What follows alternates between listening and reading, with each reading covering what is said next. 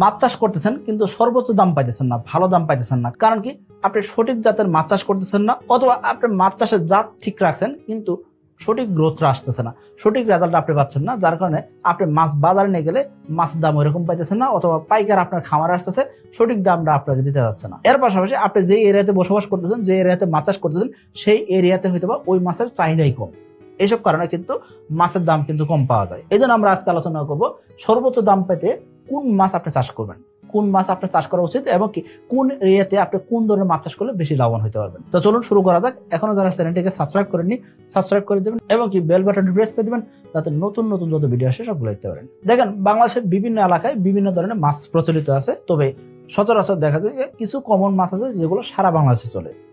এর পাশাপাশি কিছু আনকমন মাছ আছে যেই মাছগুলা বিভিন্ন এলাকায় বিভিন্ন নামে পরিচিত, এবং বিভিন্ন এলাকায় বিভিন্ন রকমের চাহিদা সম্পন্ন বিভিন্ন রকমের মাছ আছে। এখন আপনি যদি বলেন যে উদাহরণ হিসেবে ধরেন সাতক্ষীরা, খুলনা, বাগেরহাট এই এরিয়াতে যেরকম ভাবে চিংড়ি চাষ হয়, ওই এরিয়াতে চিংড়ির দামটা কিন্তু খুব ভালো পাওয়া যায়। কিন্তু আপনি চিন্তা করলেন কি, আপনি সিলেট বসবাস করে আপনি সাতক্ষীরা যে মাছ চাষ হয় বা বাগেরহাট যে মাছ চাষ হচ্ছে সেই মাছগুলো আপনি আপনার এলাকায় চাষ করবেন, কিন্তু আপনি চাষ করতে পারতেছেন না। কারণ কি? সাতক্ষীরা এলাকাতে দেখা যাচ্ছে নোনা পানি, এই নোনা পানিতে বাগদা চিংড়ির রেজাল্ট খুব ভালো আসছে, তাদের এলাকায় নোনা পানি, তারা ওই এরিয়া বেসমেন্ট হিসাব করে মাছ চাষ করতেছেন। আপনি চিন্তা করলেন কি, আপনি সিলেট বসবাস করেন, এই জায়গাতে দেখলেন কি বাগদা চিংড়ির খুব চাহিদা, তাহলে আপনি বাগদা চিংড়ি চাষ করবেন, কিন্তু সেক্ষেত্রে তো আপনার বাগদা চিংড়ি চাষের জন্য যে পরিবেশ দরকার সেটা তো আপনার নয়। তাহলে আমরা কি করতে পারি? আমরা বাগদা চিংড়ি না চাষ করে আমরা গলদা চিংড়ি চাষ করতে পারি। কারণ কি? গলদা চিংড়ি স্বাদু পানিতেও মাছ চাষ হচ্ছে।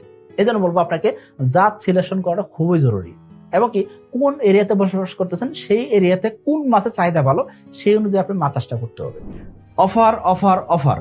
সাকিব এগ্রোটেকের তেলাপিয়ার পোনাতে পাচ্ছেন বিশাল মূল্য ছাড়। প্রতি 1 লক্ষ পিস পোনার দাম ছিল আগে 1,40,000 টাকা, এখন সেই পোনার দাম 1,30,000 টাকা।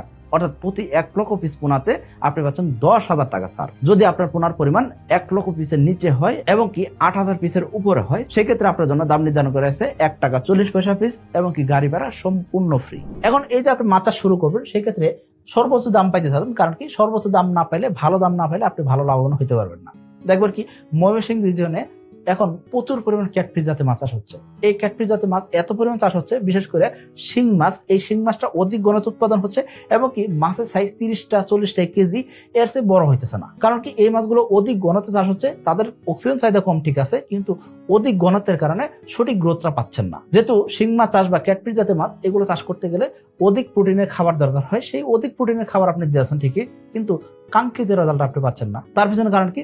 আপনার এরিয়াতে দেখবেন কি ওই যে সাইজের মাছ আপনি 30 পিস বা 35 পিসের কেজি শিং মাছ, এই মাছগুলো তেমন একটা দাম পাচ্ছেন না। আপনার এলাকায় শিং মাছের চাহিদা হলো 10 পিস বা 15 পিসের কেজি, এই সাইজের মাছ আপনার এলাকায় ভালো দাম পাওয়া যাচ্ছে, কিন্তু আপনার মাছ উৎপাদন হয়েছে কি 30 পিস বা 35 পিসের কেজি, অর্থাৎ প্রত্যেকটা মাছের ওজন 30 গ্রাম। সেক্ষেত্রে আপনি তো ভালো দাম পাবেন না। ছোট সাইজের শিং মাছের এরকম দাম পাওয়া যায় না। এইসব কারণে কিন্তু খামারে লোকসানে পড়তেছেন। তাহলে আমাদের কি করণীয়? আমাদের করণীয় হলো সঠিক জাতের মাছ দিতে হবে, সঠিক ঘনত্বের মাছ চাষ করতে হবে, এবং কি আমাদের এরিয়াতে ওই মাছের চাহিদা কেমন আছে সেটা দেখতে হবে, এবং কি আমাদের এরিয়া যদি ওই মাছের চাহিদা কম থাকে, সেক্ষেত্রে কোন এরিয়াতে গেলে এই মাছের দাম ভালো পাওয়া যাবে সেই এরিয়াতে মাছটা বিক্রি করতে হবে, না হলে কিন্তু সঠিক দামটা আমরা পাবো না। আশা করি বুঝতে পারছেন। এখন আমরা এখানে মোটামুটি 6টা ক্যাটাগরি করছি। এই 6টা ক্যাটাগরির ভিতরে কোন ক্যাটাগরিতে আপনি মাছ চাষ করলে আপনি বেশি দাম পাবেন সেই জিনিসটা আমরা জানার চেষ্টা করব। তো চলুন শুরু করা যাক। প্রথমে আসেন ক্যাটফিশ জাতের মাছ। এই ক্যাটফিশ জাতের মাছ সারা বাংলাদেশের যে কোনো এলাকাতে চলে, তবে খেয়াল করবেন গ্রামাঞ্চলে ক্যাটফিশ জাতের মাছের চাহিদা কিন্তু একটা লিমিটেড পর্যায়ে পর্যন্ত। আপনি যদি একটা ইউনিয়ন পর্যায়ে থাকেন, সেক্ষেত্রে দেখবেন কি ওই বাজারে প্রতিদিন সর্বোচ্চ 50 কেজি ক্যাটফিশ জাতের মাছ বিক্রি করতে পারবে, এর বেশি মাছ বিক্রি করা সম্ভব নয়। কারণ কি? ওই এরিয়াতে এই যে দামি মাছ, এই দামি মাছ কেনার মতন এই একটা ইউনিয়নের ভিতরে এত লোক নাই, বা তারা প্রতিদিন এইরকম দামি মাছ কিনতে পারবে এরকম সামর্থ্য খুব কম মানুষেরই আছে।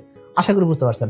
এবং কি আমরা ক্যাটফিশ জাতের মাছটা আমরা মোটামুটি এখন পর্যন্ত বাংলাদেশের মানুষ চিন্তা করি, আমার যদি শরীরে রক্তের অভাব হয় বা আমাদের শরীরে যদি একটু হিমোগ্লোবিন ডাউন হয়ে যায়, সেক্ষেত্রে আমরা চিন্তা করি কি আমাদের শরীরে একটু রক্তের অভাব পূরণ করার জন্য আমরা একটু শিং মাছের ঝোল খাবো অথবা মাগুর মাছ খাবো। এইসব মাছ খেলে আমাদের শরীরে দ্রুত সময়ে রক্ত উৎপাদন হবে এবং কি আমরা সুস্থ থাকতে পারবো।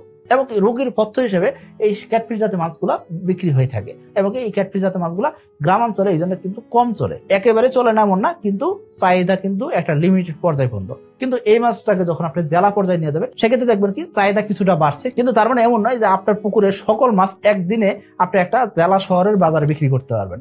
আশা করি বুঝতে পারছেন। তাহলে আপনাকে কি করতে হবে? অবশ্যই যে কোনো বিভাগীয় শহর পর্যন্ত এই মাছগুলো পৌঁছাইতে হবে, না হলে আপনি ক্যাটফিশ জাতের মাছের ভালো দামটা আপনি পাবেন না। আশা করি বুঝতে পারছেন। যদি প্রয়োজন হয় সেক্ষেত্রে মাছগুলোকে এক্সপোর্ট করতে হবে, দেশের বাইরে পাঠাইতে হবে। কারণ কি, এত দামি মাছ, এই দামি মাছ কেনার মতো সামর্থ্যবান লোক দরকার।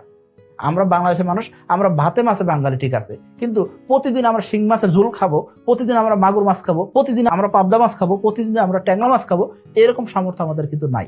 আশা করি বুঝতে পারছেন। তাহলে আমাদের কি করতে হবে, আমাদের অবশ্যই ক্যাটফিশ জাতীয় মাছ চাষ করার ক্ষেত্রে আমাদের এলাকা নির্বাচন করতে হবে এবং কি সঠিকভাবে জেনে বুঝে আমাদের মাছ চাষে নামতে হবে। এর পাশাপাশি ক্যাটফিশ জাতীয় মাছের ক্ষেত্রে খেয়াল করবেন, মাছের সাইজ যত বড় হবে তত দাম ভালো পাওয়া যায়। 10 পিসে কেজি পাবদা মাছের যে দাম, 30 পিসে কেজি পাবদা মাছের ওই রকম দাম পাবেন না। আপনি 10 পিসে কেজি শিং মাছের যে দাম, 8 পিসে কেজি যে শিং মাছের দাম, সেটা আপনি 30 পিস 40 পিসে কেজি শিং মাছের দাম পাবেন না। 30 পিসে কেজি শিং মাছের দাম 120 টাকা থেকে 130 টাকা কেজি হয়ে থাকে। 1 কেজি শিং মাছ উৎপাদন করতে 160 টাকা খরচ হয়ে গেছে, আপনি বিক্রি করবেন 120 টাকা, লাভ হবে? উল্টা লোকসান হচ্ছে। তবে আপনি যদি শিং মাছ যদি মোটামুটি 150 টাকা থেকে 170 টাকার ভিতরে উৎপাদন করতে পারতেছেন, আর আপনার মাছের সাইজ হইলো মোটামুটি 8 পিস বা 10 পিসে কেজি, এই মাছগুলো আপনার বাজারে নিয়ে গেলে 250 টাকা থেকে 300 টাকা ধরে বিক্রি করতে পারতেছেন, তাহলে কিন্তু এখানে লাভ হচ্ছে। তবে খেয়াল করবেন, এখানে একটা লম্বা সময় লাগে, 8 মাস 10 মাস সময় লাগে শিং মাছ বা ক্যাটফিশ জাতীয় মাছ উৎপাদন করতে গেলে। আশা করি বুঝতে পারছেন। এসে তেলাপিয়ার পোনা খাই কম বাড়ে বেশি। 2025 সালের নতুন পোনা 15 মার্চ থেকে ডেলিভারি শুরু হয়ে গেছে, ডেলিভারি চলবে 25 নভেম্বর পর্যন্ত। এরপর 2 নম্বর যে মাছ, সেটা কি দ্রুত গতিশীল যে মাছ, সেই মাছগুলো 3টা মাছ, বাংলাদেশে 3টা গতিশীল মাছ আছে, সেগুলো কি পাঙ্গাস, তেলাপিয়া এবং কি সরপুঁটি। এই 3টা মাছই দ্রুত বড় হয়। তবে খেয়াল করবেন, পাঙ্গাস মাছের ক্ষেত্রে সারা বাংলাদেশে চাহিদা আছে ঠিক আছে, কিন্তু উৎপাদন ব্যয় বেড়ে গেছে।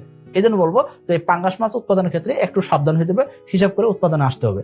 নতুন খামারে পাঙ্গাস মাছের উৎপাদনে আসবো না, আমরা আগে যে কোনো অন্য কোনো মাছ চাষ করে দেখতে পারি, তবে পাঙ্গাস মাছ চাষটা একটু পরে করতে পারি। আশা করি বুঝতে পারছেন। তারপর সরপুঁটি ক্ষেত্রে, সরপুঁটি মাছের একক চাষ এরকম লাভজনক নয়, তবে আমি বলবো আপনাকে সরপুঁটি মাছ সারা বাংলাদেশের যে কোনো এলাকায় খুব ভালো চাহিদা সম্পূর্ণ মাছ, কিন্তু একদম বাজারে একদিনে 2-3 মন 5 মন মাছ বিক্রি হয়ে যাবে সরপুঁটি মাছ, এমন কিন্তু হয় না। আশা করি বুঝতে পারছেন। সেই জন্য বলবো আপনি হিসাব করে মাছটা উৎপাদন করার চেষ্টা করবেন। তারপর আসেন দ্রুত গতির মাছের ভিতরে প্রথম যে মাছটার কথা বলছিলাম, সেটা কি তেলাপিয়া মাছ। তেলাপিয়া মাছ সারা বাংলাদেশের যে কোনো এলাকায়, যে কোনো উপজেলায়, যে কোনো গ্রামে, যে কোনো ইউনিয়নে, যে কোনো পাড়া মহল্লায় আপনি নিয়ে যাবেন, ইজিলি বিক্রি হবে। তো আপনি তেলাপিয়া চাষ আপনি করতে পারেন। যদি আপনি তেলাপিয়া সাইজ বড় করে ফেলছেন, মোটামুটি আধা কেজির উপরে ওজন করে ফেলছেন, সেই ক্ষেত্রে আপনি বাইরে থেকে পাইকার ডেকে নিয়ে এসে ভালো দামে কিন্তু বিক্রি করতে পারবেন। আপনি পুকুর পাড়ে দাঁড়ায় একসাথে সকল মাছ বিক্রি করতে চাইলে সেক্ষেত্রে সম্ভব হচ্ছে, যদি আপনার পুকুরে ভালো সাইজের তেলাপিয়া থাকে। আশা করি বুঝতে পারছেন। তাহলে আপনি কি করতে পারেন, দ্রুত গতিশীল যে মাছগুলো আছে সেই মাছগুলো কি তেলাপিয়া, পাঙ্গাস এবং কি সরপুঁটি, এই 3টা মাছের ভিতরে তেলাপিয়া চাষটা আপনি ইজিলি করতে পারেন। আশা করবো ভালো একটা রেজাল্ট আপনি পাবেন এবং কি ভালো দামে মাছ বিক্রি করতে পারবেন। যদি আপনার মাছের কালার সুন্দর থাকে, জাত যদি ভালো হয় এবং সাইজ যদি ভালো হয়, সেক্ষেত্রে অবশ্যই ভালো একটা দাম পাবেন। এখন আপনি বলুন যে আমরা তেলাপিয়া চাষ করবো, সেক্ষেত্রে তেলাপিয়াতে মনোসেক্স তেলাপিয়া আমরা পাই না, বা ভালো মানের মনোসেক্স তেলাপিয়া পাচ্ছি না। কারণ কি, আমাদের তেলাপিয়া ছাড়ছি 2 মাস বয়সে তেলাপিয়া বাচ্চা দিয়ে যাচ্ছে, আমরা ভালো মানের তেলাপিয়া পাচ্ছি না, আমাদের মাছগুলো দ্রুত রোগ আক্রান্ত হচ্ছে, মাছ এরকম বাড়তেছে না, গ্রোথ আটকে গেছে। এইসব সমস্যার সমাধান কি? এইসব সমস্যার সমাধান হতে পারে এসএস তেলাপিয়ার পোনা। আপনি সাকিব এগ্রোটেকের এসএস তেলাপিয়া চাষ করে দেখতে পারেন। আশা করবো এসএস তেলাপিয়ার পোনা আপনাকে নিরাশ করবে না, ভালো একটা রেজাল্ট পাবেন। হাজার হাজার এসএস তেলাপিয়া চাষে আছেন যারা লাভবান হইতেছেন, আপনি তাদের মতো এসএস তেলাপিয়া চাষ করে লাভবান হতে পারেন। এরপর আসেন স্লো গ্রোথ সম্পন্ন যে মাছগুলো আছে, একটু আস্তে আস্তে বড় হয়, দ্রুত বড় হয় না। এই স্লো গ্রোথ সম্পন্ন যে মাছগুলো আছে, সেই মাছগুলো কি আমাদের যে কার্পজাতীয় মাছ বা দেশীয় যে মাছগুলো আছে, সেই মাছগুলো, এই মাছগুলোর ওইরকম উন্নত জাত করা হয় নাই। এই মাছগুলো আস্তে আস্তে বড় হয়। এই সব মাছ সাদা মাছ বলি, কার্পজাতীয় মাছ বলি, এই মাছগুলো 8 মাস 10 মাস প্রতিপালন করতে হয়। এই জন্য এগুলোকে বলা হচ্ছে স্লো গ্রোথ সম্পন্ন মাছ।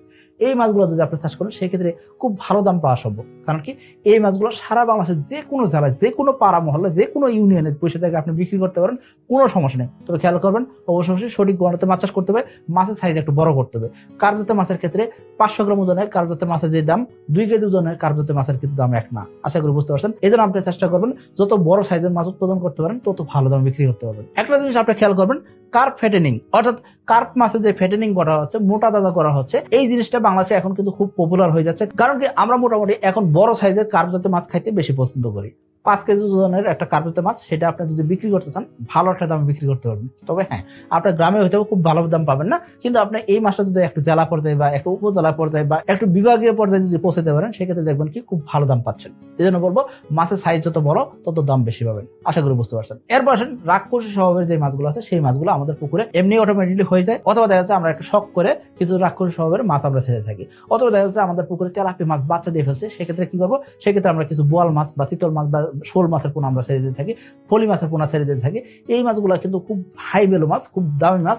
তো এই জন্য বলবো, এই যে ফলি বলেন, আইর বলেন, চিতল বলেন বা শোল বলেন, টাকি বলেন, গজার বলেন, এইসব মাছের কিন্তু খুব ভালো দাম পাওয়া যায়। তবে খেয়াল করবেন, এইসব মাছ আপনি বিক্রি করতে চাইলে একটু বড় সাইজ করতে হবে।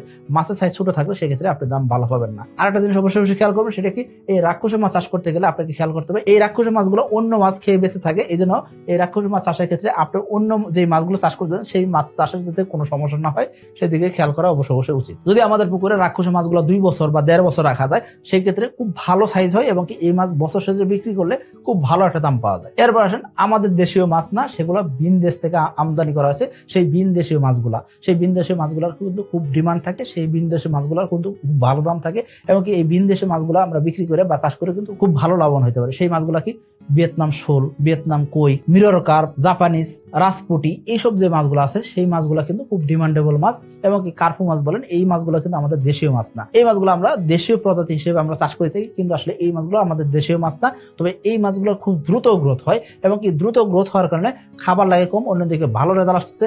এর পাশাপাশি এই মাছগুলো যেহেতু আমরা উৎপাদনে দেই কম, অর্থাৎ আমরা যেহেতু খুব অল্প পরিমাণ মাছ দিয়ে থাকি, সেই মাছগুলো অন্য একটা মাছের সাথে চাষ হওয়ার কারণে দেখা যাচ্ছে কি এই মাছগুলো কিন্তু অল্প উৎপাদন হচ্ছে, চাহিদা বেশি, যার কারণে ভালো একটা দামে বিক্রি করা যাচ্ছে। আশা করি বুঝতে পারছেন। একজন পাইকার যখন আপনার পুকুর পাড়ে দাঁড়াবে সেও চায় যে আপনার পুকুর থেকে ভ্যারাইটিস মাছ নেওয়া যাওয়ার জন্য, কারণ কি যত ভ্যারাইটিস বা বিভিন্ন প্রজাতির মাছ পাবে সে তত ভালো দামে বিক্রি করতে পারবে। এরপর আসেন নিষিদ্ধ কিছু মাছ আছে যে মাছগুলো বাংলাদেশ সরকার গভর্নমেন্ট নিষিদ্ধ করে রাখছেন, সেই মাছগুলো আমরা চাষ করা থেকে বিরত থাকবো। যেমন কি মাছ? সেই মাছগুলো হতে পারে কি আফ্রিকান মাগুর, হাইব্রিড মাগুর, ক্রস মাগুর, এইসব মাছ আমরা চাষ করবো না। এইসব মাগুর চাষ করা একদম সম্পূর্ণ নিষিদ্ধ। এই মাছগুলো চাষ করলে সেক্ষেত্রে আপনি একদিকে দামে কম পাবেন, অন্যদিকে জেল জরিমানা হইতে পারে, অন্যদিকে এই মাছ চাষ করলে সেক্ষেত্রে আপনার এলাকার পরিবেশ নষ্ট হতে পারে এবং কি আপনাকে অনেকেই আপনার সমাজ থেকে হয়তো দেখবেন কি কিছু একটা হয়তো কটু গালি দিতেছে, কারণ কি এই মাছ চাষ করা ওইরকম উচিত নয়। তো আশা করি আপনি এই আলোচনা থেকে বুঝতে পারছেন যে আপনার কোন ধরনের মাছ চাষ করা উচিত এবং কি ভালো দাম পাইতে গেলে কোন ধরনের মাছ চাষ আপনার জন্য সুইটেবল হবে। আশা করি বুঝতে পারছেন। সবাই ভালো থাকবেন, সুস্থ থাকবেন।